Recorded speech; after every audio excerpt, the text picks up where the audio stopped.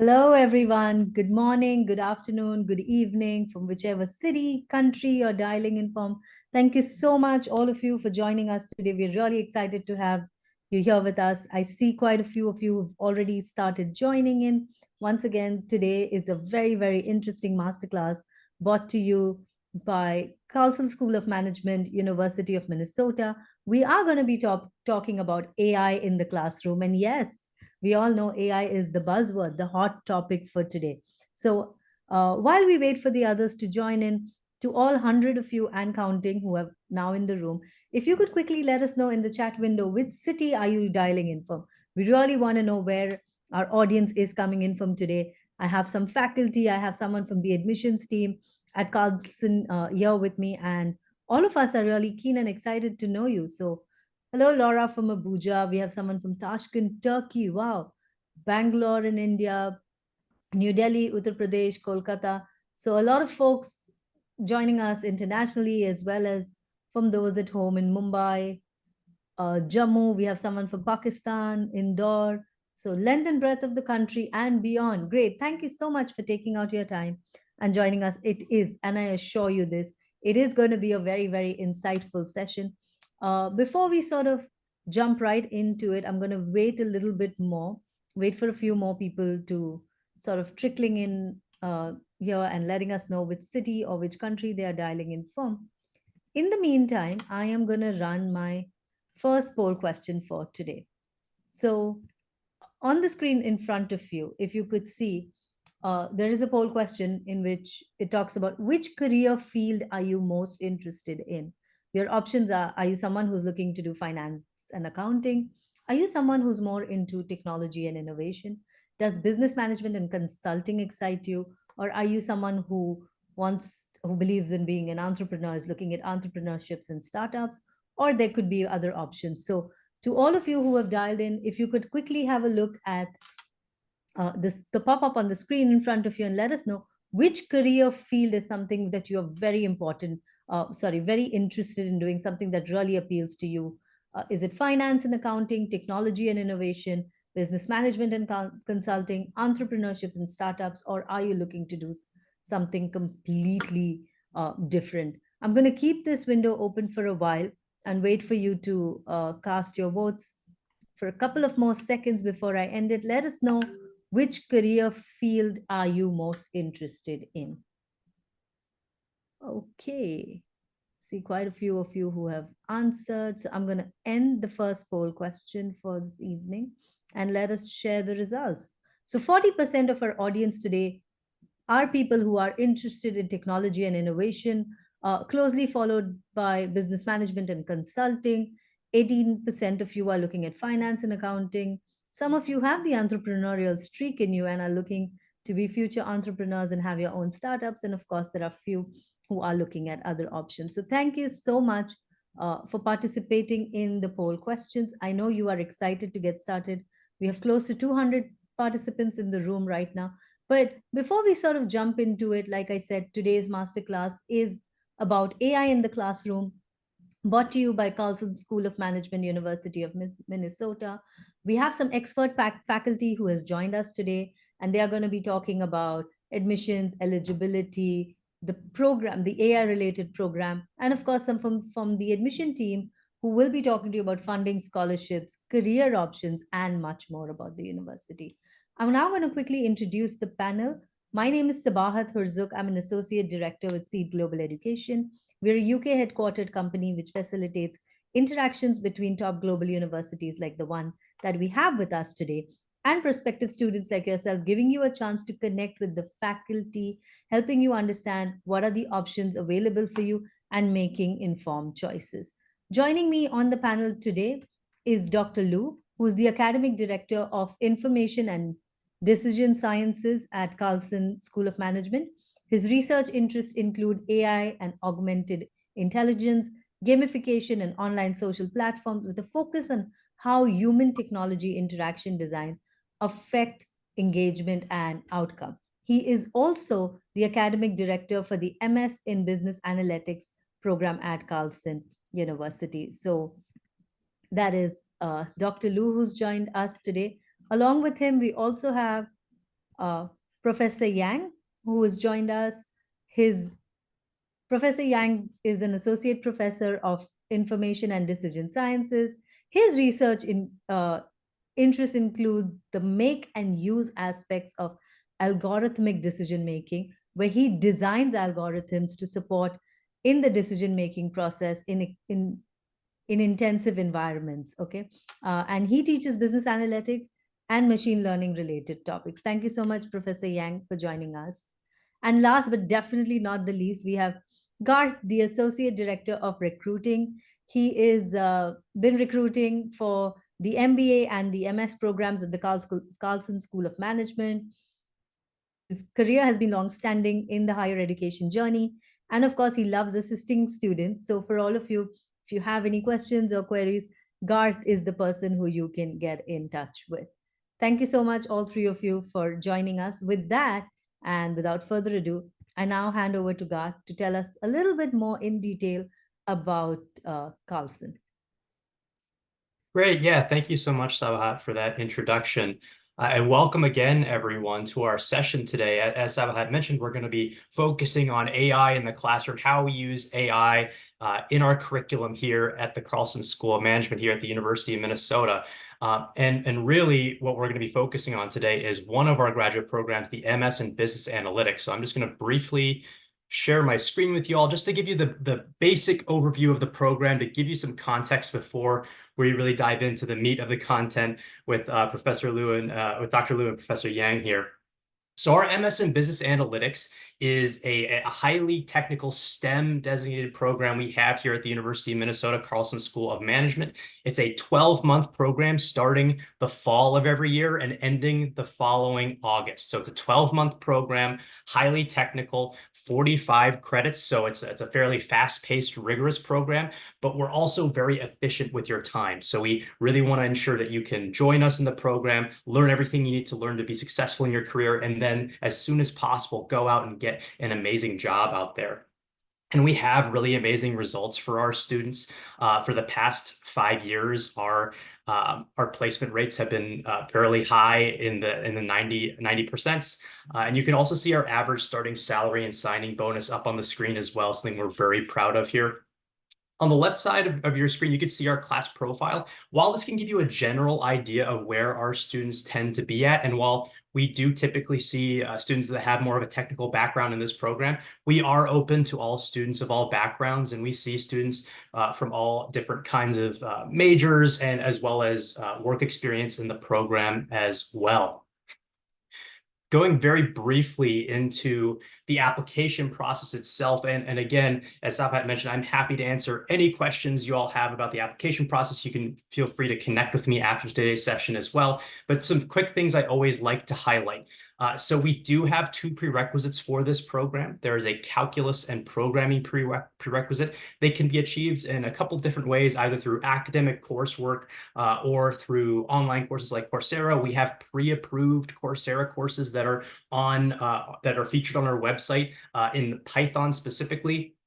But it is really important that students that are applying to our program have some kind of a technical foundation because, again, of the pace of the program, the rigor of the program itself. We are also GMAT GRE optional if you meet a specific GPA threshold. If you have at least the equivalent to at least a 3.0 on a 4.0 scale, which is a B average for those of you who aren't on a 4.0 scale, it is optional to submit a GMAT or GRE with an application. Over on the left, you can see we have our application deadlines. Our first application deadline is coming up on November 1st, so still plenty of time to reach out, to start a conversation with us, to ask more about our program. And I'm hoping today that by hearing from Professor Yang and Dr. Liu, you'll just get a little taste of what we have to offer here in our curriculum. The last 2 things I'll highlight is we do offer scholarships in our program. You're automatically reviewed for all scholarships you're eligible for. You'll receive your scholarship offer when you're admitted to the program, so you'll be informed at that time. And we do offer scholarships. Historically, the maximum has been around $25,000. And the last thing I'll leave off with is if you want to reach out to me, I'll post my email address here in the chat. shortly, but also too, you can reach out to msba@umn.edu for any questions. Stay in touch, reach out to us. Happy to continue the conversation. And I'll pass it back to Sabahat. Thank you. Thank you so much, Garth. That was really insightful and helpful. With that, I would now like to invite Dr. Lu to tell us a little bit more about the program. Dr. Lu, you're on mute. Let me share my screen and welcome everyone to this, oops, that's my session coding screen.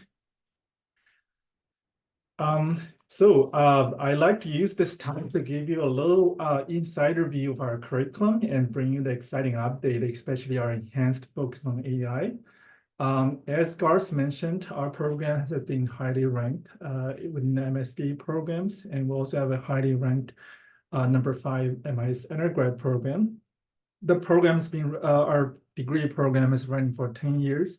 As Garth mentioned, we have quite a good record of placing our students. You could see from the numbers, these are all the numbers that we have had in the last 10 years. Also, it's a good time to consider joining Carlson MSBA. We recently have done our second curriculum revision and that further update or refreshed our curriculum, especially enhancing our AI-related offerings. This is a news article that reported Minnesota Star Tribune. Given the short time, I'll give you a brief program highlights and then give you a quick overview of the semesters, how the 3 semesters, what courses are we going to offer. And then I'll talk also a little bit about our specific AI for those of you who are interested in AI courses and AI topics. So to talk about our curriculum, I'd like to start with this model, the conceptual model we call the House of AI and Analytics. So this is a conceptual model we used to think about what subject matters you need to equip yourself with to be competitive in this industry. So start from the technical and business foundations. Technical could include Python and SQL and big data, cloud computing, and so on. And then we have different type of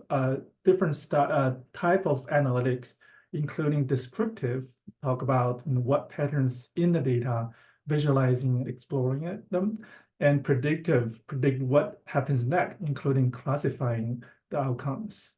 And then causal analytics to figure out what causes what. And then finally, we have the prescriptive analytics, give you optimal recommendations or optimization suggestions. Now, in the latest development, the general AI and deep learning cutting through all the different type of analytics, so that including deep neural networks, natural language understanding, and general AI. So those are applications in for descriptive tasks, predict tasks, and so on. And in addition, we also think the responsible AI becoming increasingly important because these AI systems are getting more and more complex, and we need to make sure that they are fair, they are unbiased, and they're also explainable. So with that framework, this is how we use this framework to guide our curriculum design. So we have corresponding course or courses for these subjects, and these courses are systematically offered to you within a 12 month.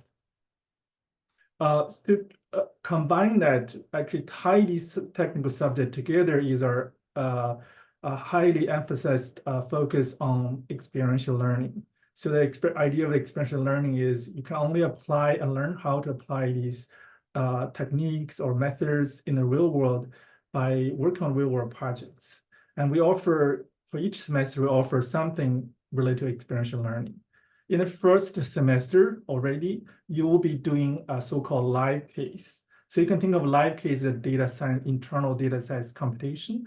We work with a client organization who provides real world problem data, and you will be spend 4 weeks competing in teams for a grand prize.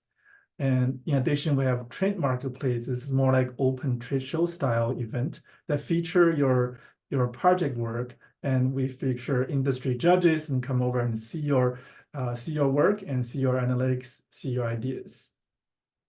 At the spring semester, we repeat this process, again, offer another live case and train marketplace. And these all prepare you the final semester. Final semester, we have experiential learning projects. So those are 13 weeks long intensive projects.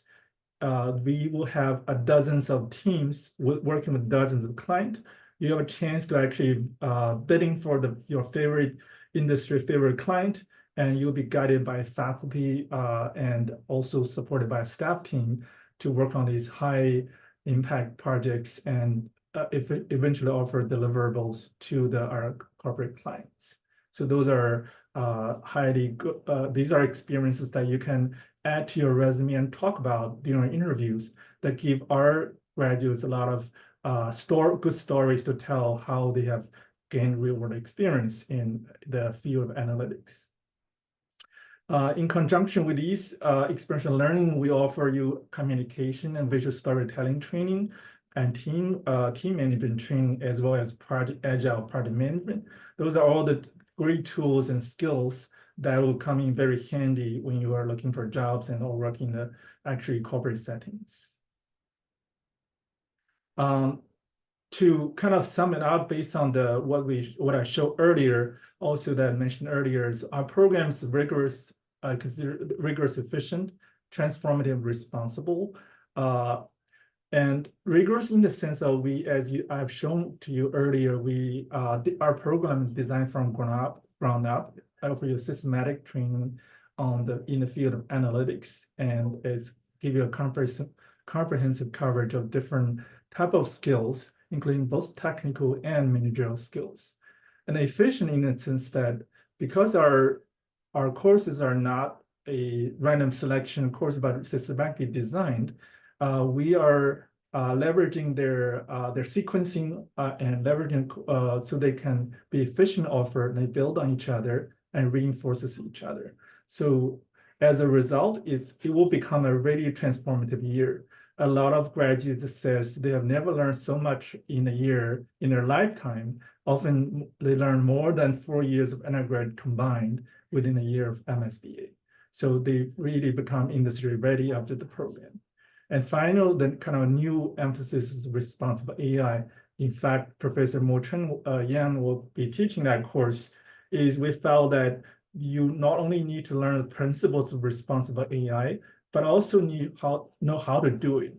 He will teach you the tools that you need for conduct responsible AI, how to ensure your algorithm is unbiased or debiased, and how to ensure your algorithms is explainable, and so on. So now let me move on to our semesterly overview to kind of let you visualize how a student going through our program will do throughout the semesters.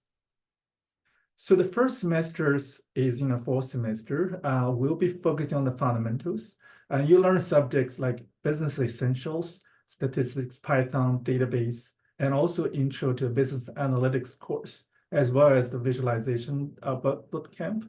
You basically learn all the essential tools, and a lot of them like Python and database are very useful when you come to job interviews. And these courses are iterated over time, are battle tested and taught by master teachers. All of them are, and so they prepare you well for the next phase of the courses, as well as for your job interviews.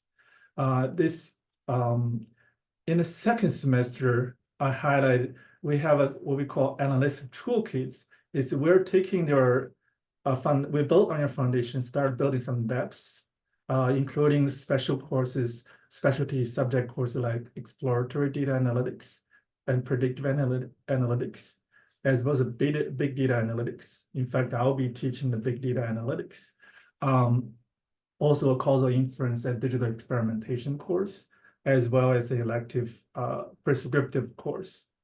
So I highlighted that here. This semester, we're starting actually building our AI strengths, AI muscles.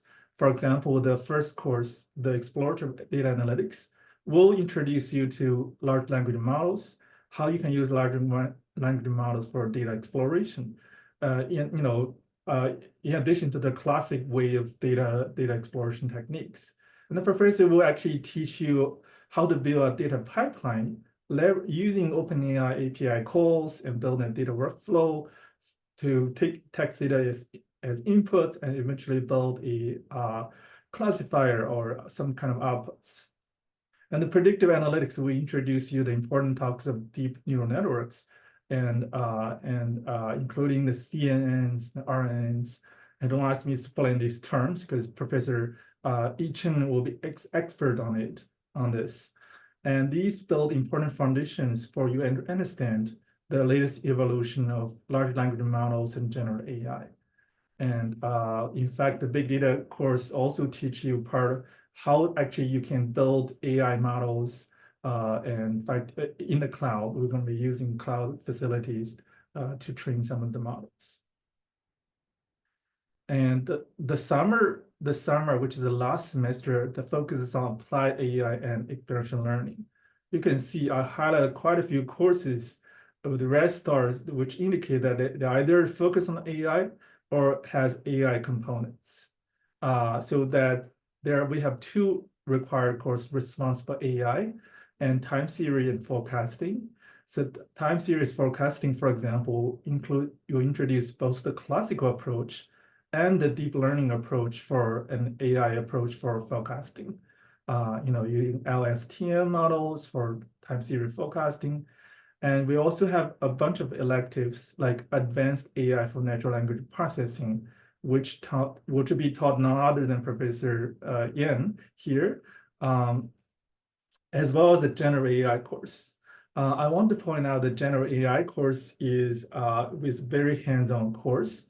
So you not only get to learn, the concept that, what is a transformer, what is a foundational model, and kind of get familiar with the concept of generative AI, but also you get to play with them. Can you fine-tune a model? Can you build RAG applications built by calling some of the foundation models? So the Professor Ella Gupta will be teaching that course, and we're quite excited to see how that course would turn out. I'm excited about that course. So that gives you the ability not just as a user of generative AI, but also help organization to think about actually to build those applications that leverage generative AI. And a big focus, of course, is the experiential learning project. And in this semester that tied everything together, I want to mention that if you want to have a badge of AI for business, you can choose at least two of the electives, which is general AI and also advanced AI for natural language processing, which give you further signal to employers that you are really serious, you are really rigorously trained on AI topics. So finally, my final slide is about kind of taking this together. I know that we have a lot of courses of AI components. This is basically kind of a summary of what we are covering in different courses. And so in the starting from the second semester, you start learning using large language models and tools like autoencoder for explorative analytics. And you also learn in the predictive analytics course using deep neural networks for predictions. And in the third semester, you got to learn a truckload of options in terms of your expanding your knowledge and skills on AI. As I mentioned earlier, the two required courses, responsible AI and time series forecasting, they both have AI elements, extensive AI elements. And then we have three electives that including general AI, including a natural language processing course, as well as a power recommender system course. And we do offer AI for business track to win that badge, and you can brag on your resume is to take two AI themed electives that are highlighted in red star here. So the general AI as well as the AI for natural language processing course. I think so. That's all my slides, and I wonder if you have any questions for me or any I don't know. Subhat, is it a good time for discussion, or we should transition to the next? Right. So we'll go to Professor Yang's presentation and then take all the questions in the end, if Sounds that's good. okay. Sounds Great. good. We have around 300 students right now participating, and I would encourage all of you to please post all of your questions in the Q&A box. It's right there at the bottom. So please feel free to drop your questions there. We will be taking them up right after this presentation. With that, over to you, Professor Yang. Okay, thank you very much. You can hear me all right? Yes, yes. Okay, great. So thanks everyone for inviting me to this event. And in the next 10 to 15 minutes or so, I would like to give you a sneak peek into how specifically AI is being used in MSBA classrooms using my own courses as an example. And in fact, not only do I want to welcome you to the event today, if you like what you're hearing or seeing today, I would very much like to welcome you in person at Carlson School in a year or so. So just to give you a little bit background about myself and my role in the MSBA program, I'm an associate professor at the Information Decision Science Department here at Carlson. And my research and my teaching interests both revolve around the theme of helping people and organizations make better decisions with machine learning and business analytics. And as you can see, I sort of also practice that a lot in my teaching. All of the courses I teach also are, sort of surrounding that theme as well. I teach several MSBA courses spanning across both foundational and advanced levels. And when Do was giving that overview about the program structure of MSBA program, you already got a sense of the different courses I'm teaching. And I'm going to give you a little bit more information about those specific courses and also how AI is being used in those courses. All three courses I'm teaching in the MSBA program involve the use of AI, albeit in very different ways. In the foundational courses, AI is being used as a learning support tool. In the other more advanced courses, AI is the topic that is being taught in those courses. So let me start by actually playing a little game with you. Imagine that you're sitting in the MSBA classroom and you have an AI assistant next to you, helping you navigate through the learning and all the sort of tasks that you're dealing with in the MSBA program. And imagine this AI is very capable in the sense that it is equipped with expert knowledge on business analytics and machine learning and deep learning and all that kind of stuff. I want you to think about one question that you want to ask this AI. It could be a technical question, it could be a conceptual question, it could be a career question, whatever you want to ask. And I would encourage you to type that question in the Zoom chat, and later on, I will tell you what I'm going to use it for. So while you're thinking about your question and typing that in the chat, I want to give you a brief overview of one of the very first courses that you're going to take in the MSBA program that I'm teaching. This is MSBA 6131, Introduction to Business Analytics in R. This is one of the foundational courses, and the objective of this course is to introduce you to the fundamentals and widely used concepts and techniques in machine learning and business analytics. These include things like data manipulation, data engineering, clustering analysis, predictive analytics, classification. Basically, I think of these as the basic vocabulary and language of analytics. If you want to speak analytics, you have to know these basic words, basic terminologies, and basic techniques. We also train you on hands-on practice. Every session is accompanied by sort of analyzing real-world data sets using R programming languages to solve real-world business problems. In addition to the technical aspects of these courses, we also train you in terms of how to communicate your analytics effort to a business-oriented audience, because once you get into the workforce, not only do you need to be able to write code and analyze data, you also need to communicate what you have done in a user-friendly manner to the relevant stakeholders. And that's also a very important part of the course. And finally, towards the end of the course, we put everything together and partner with a real-world sort of a business partner to offer you what we call a live case, where you would take their business problem and their data, solve the problem, and make recommendations to that actual client as part of the course. So How do we use AI in this course? This is a fundamental course. We're not getting into the technical details of modern artificial intelligence. Nevertheless, we are taking advantage of the amazing capabilities of AI and use that as a learning support. So we're offering, starting from this year and certainly going forward, we're offering a AI-driven learning buddy for everybody enrolled in the MSBA program. And this is what I'm calling a TA bot. This is a GPT-powered learning assistant that can basically answer your questions, analytics-related questions, using my lecture material as its knowledge base. It is already online. I'll show you in a minute. It will be available to you throughout the course and hopefully throughout the entire MSBA program. And I want you guys to use it as a learning support that is available to you 24/7, always online, and answer your questions with full patience and full detail. So let me quickly show you what it looks like. This is basically the system being online, and you can basically chat with it like a regular chat bot. And this is the time where I can, interestingly, nobody post any questions in the sort of chat window. So I'm just going to ask a question myself.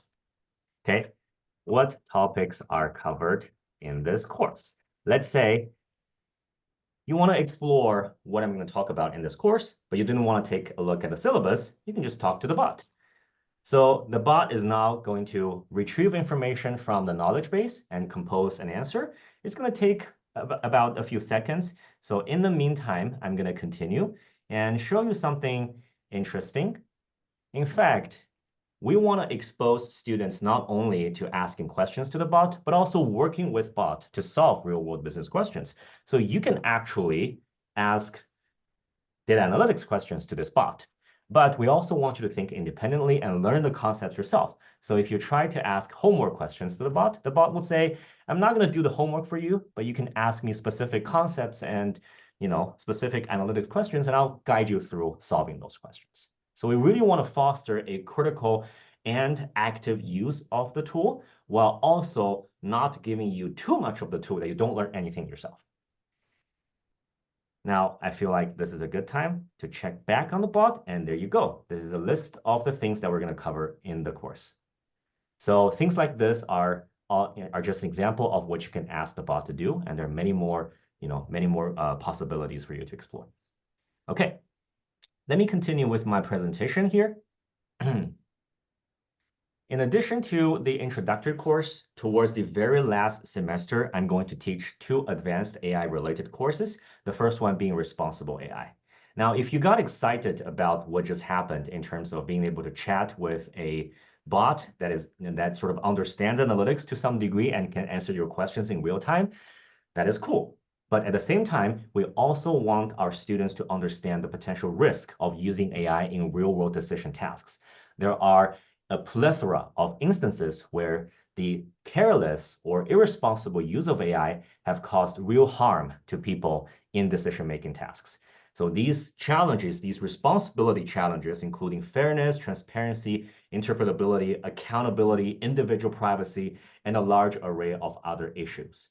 So the goal of this course is that once you master the techniques, the technology aspect of AI, we want to bring you into the discussion about the ethics and the responsibility discussions around AI. So first of all, we want to give you the conceptual frameworks in terms of how do you even think about responsibility in AI. And as it turns out, it's not that obvious. It's not that just we want our model to be fair and transparent and interpretable and accountable, and these are all good things. But as it turns out, these things are very complicated and you can't have them all. So how do you make trade-off and how do you think about that is a very tricky issue. And once you have that conceptual framework at your disposal, we also want to give you the technical tools in order to realize that. How do you actually design and implement an AI system that is able to achieve some degree of fairness or some degree of transparency as you wish? So this course will combine both conceptual discussions with hands-on practices in order to build responsible AI applications. And the third course I teach, which is an elective course in the program, but also, if I'm not mistaken, required for AI track, students enrolled in the AI track, is 6461. This is AI for natural language processing or natural language understanding.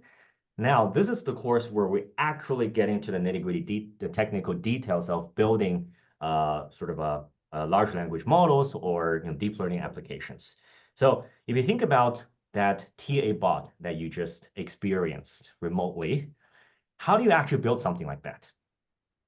So this course covers the key innovations underlying modern language AI, things like deep learning, word embeddings, attention mechanism, transfer models, large language models, these fancy terms that you may have already heard about from public media or other sources. We're actually going to get down into the mathematic details of these things. How do they work? When do they work? When do they not work? And how do you make them work better for your particular applications? And your task in this course is actually you get to build your own large language model applications using one of the foundational models out there. So that is sort of a quick overview of the different courses I'm teaching, all of which involve AI in very different ways, and also give you a taste of what the learning experience would be like, especially working alongside AI applications. And I can say with confidence that not only my courses, but also many other courses offered by other faculty members in the program have this kind of flavor. So if you choose to enroll in MSBA program or at Carlson School, you will get a very comprehensive exposure, not only to technical and business concepts, you'll also get a multi-degree exposure to AI applications. So I will stop my presentation here and open up to questions you might have. Thank you very much. Thank you. Thank you so much, Professor Yang. That was very insightful and helpful. Before we go on to the questions as such, now that you had a chance to hear more about the university, the programs offered, also what the faculty has to speak about, I'm going to quickly run our second poll question for this evening, which is on the screen in front of you. So to all 250 of you who are here, are you currently considering pursuing a STEM designated master's program for your further education? Your options are yes, I'm actively researching and considering it, or I'm somewhat interested but need more kind of information. So the question is, are you someone who's currently considering pursuing a STEM designated master's program? Yes, or are you someone who's still looking at more information before you make that choice? If you could quickly cast your votes and let us know which is the right option for you currently. I'm going to keep the poll running for a little bit longer, a couple more seconds. So to everyone who's not yet sort of answered, if you could quickly go and cast your vote. The question is on the screen in front of you. Okay, with that, I'm going to end the poll question and share the results. So, well, 62% of you are somewhat interested but would like to know more information. And that's exactly what we're doing here, trying to give you as much information as possible. Whereas 38% of you are already actively researching and considering it. Thank you so much for casting your votes. Now, I'm going to quickly move on to the questions. Quite a few questions that have come in. Garth, I'll redirect the first one to you. There's Krishnam who says, I have minimal prior coding experience and programming or computer science experience, but he has done his MBA and has a job experience, a work experience of 2 years in the field. What, according to you, would be some of the best suited courses for him to consider? Yeah, good question. So I think this really goes back to a bit about what I was talking about earlier with like who this program is for, right? This program is really aimed at either recent graduates or early career professionals. We, of course, have students that are a bit further along in their career, but I'd say on average, the most students we get are those earlier career professionals. As far as required experience, again, we don't have a required undergraduate experience. We do have an expectation that you have that programming and calculus prerequisite. Again, because these courses are so technical, we want to make sure any student entering our program is prepared for the academic side of things.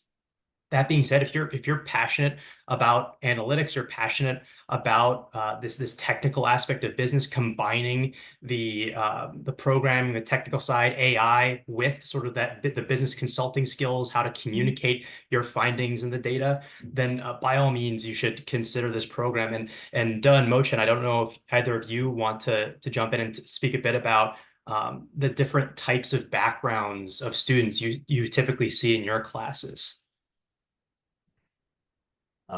So I can take a stab at that.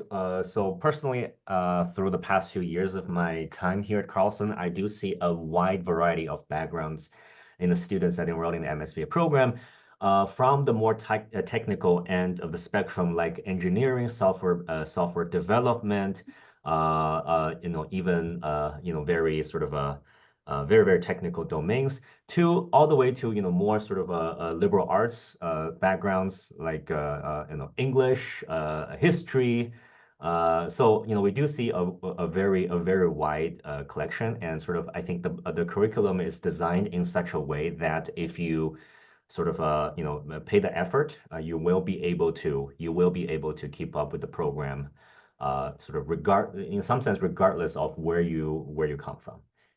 And sort of the business analytics is such an expansive domain that it touches on all kinds of industries and domains, that sometimes having a very different and, in a traditional sense, non-technical background actually help you in a lot of ways.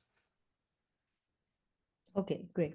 One question which I'm seeing, people have sort of posed this in different ways is, Professor Yan, Dr. Lu, if you could take this one. Is it compulsory for the students to know any programming language like Python or CPP or any other programming or coding language for this specific course? Duh, you're muted if you're saying. I can take that question, Yeah. and Gar's also familiar with that. I shared out our website. So we do have a programming requirement. We're not limited to any programming language. If you've taken a programming course before, either Python or C or Java, so any of these will suffice. And if you don't have these courses, we do list out some online course options. You could take one of the we have a pre-screened list of courses from Coursera that you can take to meet our programming requirement. It's not like you will learn Python programming in the program, but we do want you to have some prior exposure. So the Python programming will take you to the next level. That's the consideration. Great.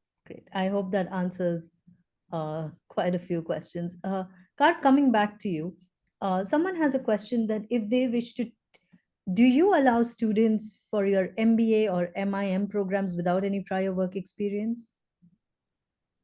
So we have a lot of different programs, graduate programs here at the Carlson School, University of Minnesota, and all of them have different prerequisites, requirements. Our MBA program does have a 2-year work experience prerequisite to apply to that program.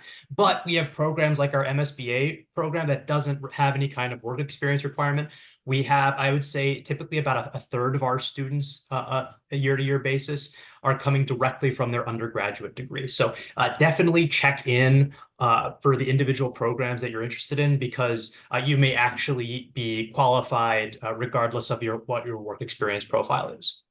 Great, thank you so much. Another recurring theme, especially candidates from India, in some cases we typically have a 3-year undergrad degree. So does Carlson accept the 3-year undergrad degree for the MSBA programs and other programs?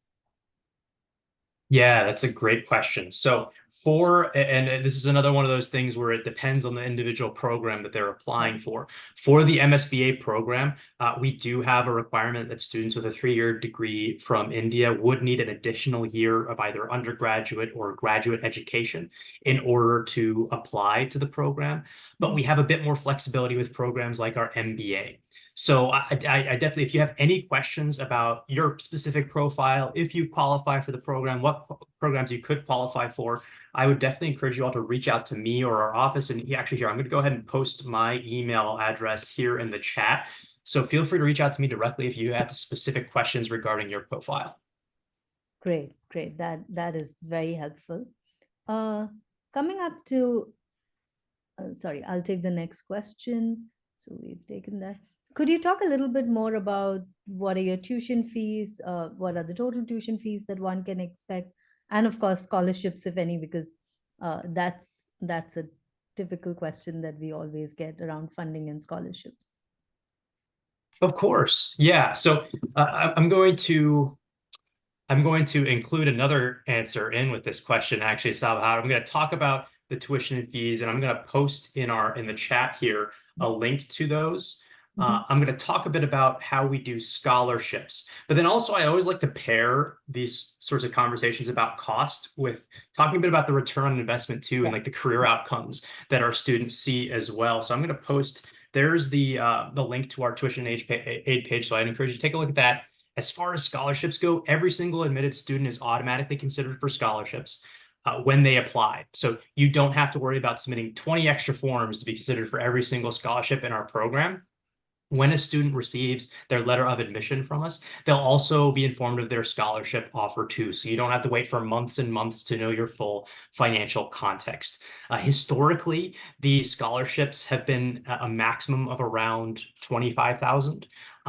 Now, of course, we're just starting our cycle for this coming year, fall 2025, and the application is open, by the way. So we don't have exact numbers on what that could look like, but that is historically what the number has been. Now, transitioning over to the career outcomes, and I really appreciate that Duh showed that placement rate percentages for the past 10 years. And I think that's not only a testament to just the need for analytics talent out in the field right now, people that can immediately start contributing to their company, that have the analytics know-how with the consulting skill set, but also too just to the quality of the faculty and our career staff we have here that can help students navigate the U.S. job market.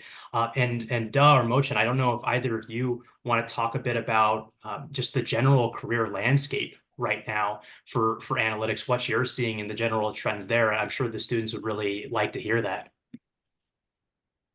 I can speak a little bit, maybe not the best person to talk about, but in general, our students going to positions like data analyst, business analyst, and also data scientist, if you have, and also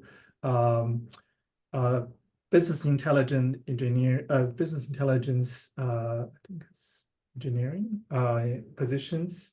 So there are a variety of different titles. Some are more technical, some are less technical.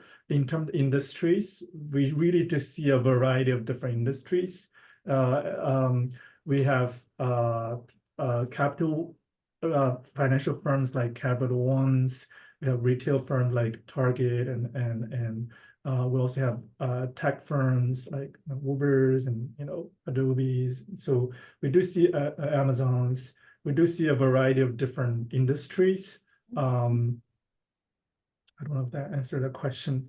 No, it absolutely did, though. And just kind of adding on to that too, that's a great point about just the opportunities we have here in the Minneapolis area. Part of the reason why we're able to do all of this amazing experiential learning, hands-on learning with actual projects with real data from companies is because we're right in the middle of downtown Minneapolis. We have 15 Fortune 500 companies, all kinds of different industries that all need analytics talent. So we have really great relationships with all these companies, and they're often advising on things like the curriculum and how we operate our career center, things like that. So we have these really active relationships that we could really only do because of our location, which is a relatively low cost of living area compared to a lot of major US cities too. That's fantastic. I know we always speak about the Fortune 500 companies being present there and how it really helps all the students who are looking at Carlson as an option. My next question is from Jude, who wants to know, do you offer a graduate scholarship in teaching assistants, like a research assistant of sort for those who are looking to pursue this program? Yeah, excellent question. So we don't offer those through the admissions process. Historically, there have been some students that have been able to seek out those kind of positions, apply for those, and acquire those after they arrive on campus. Just as a caution, though, it is not necessarily something the program recommends because of the pace and the amount of classes you're going to be taking. It can be hard to balance, but we have had some students that have successfully been able to make that balance work in the past. It's a good question, though. Okay, great. Well, let's talk a little bit about the GMAT and GRE requirement for your programs. Is there a waiver? Is it compulsory? In what cases does someone be eligible for a waiver?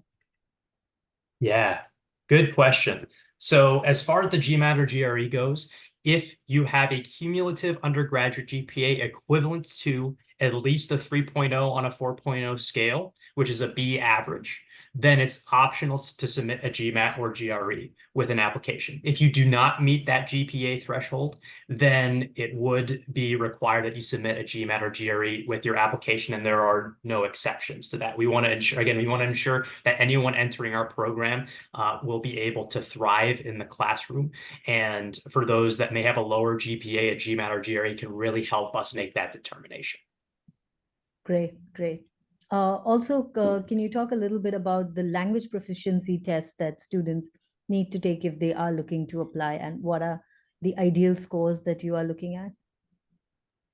Yeah, we actually have, so there it's very specific and it depends on what country you studied in, whether or not you would be eligible for a waiver. So I'd actually encourage you all, I'm going to post another link in the chat here that will show you our test score minimums, as well as the countries from which, if you were educated there, it would make you eligible for a waiver. So feel free to take a look at that. But again, if you have any specific questions about your profile, I'd encourage you just to reach out to me directly, and I can help clarify anything you need. If you're trying to decide what language test to take, if you do decide you do need to take a language test, I do recommend you take a look at Duolingo, just because from what I've heard from other prospective students, it's relatively easy to schedule compared to some of the other ones. So that's something to consider. Great. Thanks for the insight. I'm sure all of you are going to benefit from this. Professor Yang, this next question is for you. I know you've already answered it, but for the other audience who did not get a chance to view it, is the course research based? Is your course research based? What is the kind of research opportunities that students can sort of look into if they are coming to pursue any of the courses at Carlson? Yeah, so I want to preface my answer by saying that if I misunderstood the question, please feel free to clarify. When I answered in the Q&A, my understanding was that the students wants to know whether the design of the courses in the MSBA program have research-driven insights, embedded in them. And the answer is yes, right? So I think maybe less so in foundational courses, because foundational courses are teaching techniques that people have developed 50 years ago. So, it's important to understand them first, but especially for more advanced topics, and not only in my course and maybe much more in other people's course, they do integrate their own research insights into how the course is designed and delivered. To give you one concrete example, Doe was talking about the generative AI elective course that will be taught by Professor Alok Gupta in our department. Alok is an expert in studying human AI collaboration. Specifically, how do you design a mechanism for human and AI systems to work together? And specifically, he has done many research himself to understand the role of meta-knowledge, basically knowing what you know and knowing what you don't know, and how does that affect your effectiveness of leveraging AI systems. So in designing his generative AI courses, he is baking that research-driven insights and design into the course delivery. So that's one example of, yes, the course are research sort of based and research-driven. Not all of them, but especially for more advanced ones. Oh, okay. Great. Yeah, Thanks. so I mean, that's my understanding of the question, but if the students wanted, meant something else, I'm happy to answer from a different perspective. Yeah. That's my Feel literal free. understanding of the question. Yeah. Great. Yeah, and I can jump in and add something else super quick on that. Sabhat. If by research based you're meaning, is this more of like a pathway to get a doctorate and to go into academia? I would say that this program is highly focused on that sort of taking the technical aspects and combining it with how to apply these technical skills in a business setting. That's why this program is different than something, say, like a Master of Data Science, right? In a Master of Data Science, you might dive way deeper into the theoretical aspect of things, but it's a lot less focused on the applied, how to actually use these skills. So that is a difference between this and say a more research focused pathway to academia. Now, that being said, if that's still your goal, you're more than welcome to have a conversation with us to see if it's the right fit for you. We'd be more than happy to talk about that. Great. So, just a while back, we spoke about careers, about the Fortune 500 companies being in Minnesota and what the students can expect. Another question from Sharvani is, according to you guys, since, you meet a lot of students, you've seen the growing trends, etc., how do you feel the career opportunities are going to look like for those who pursue a business analytics program and graduate in the next few years? So I can maybe kick things off, and then Doug and Mochen, if either of you have anything to add, you could feel free to jump in. From what I've heard from the Career Center on this topic, obviously in the last year or so, the job landscape has looked a little different. But that's, first off, that's sort of the nature of the job market, right? Sometimes it restricts somewhat, and then other times it's fairly straightforward and easy to get a job. What they have told me is, first off, we don't necessarily have a crystal ball. We can't foresee what the job market will look like in a few years.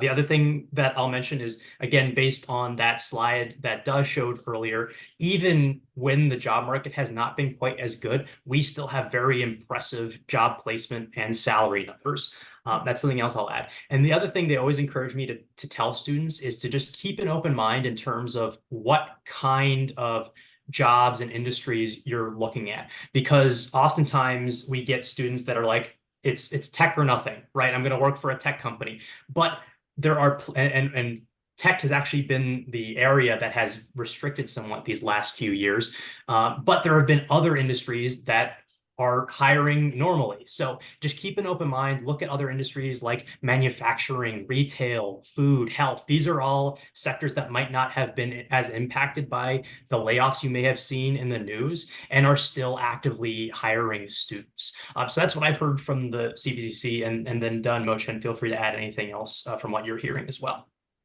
The good thing about analytics is it applies to many different industries. It might start from the tech ones, but actually has penetrated other industries.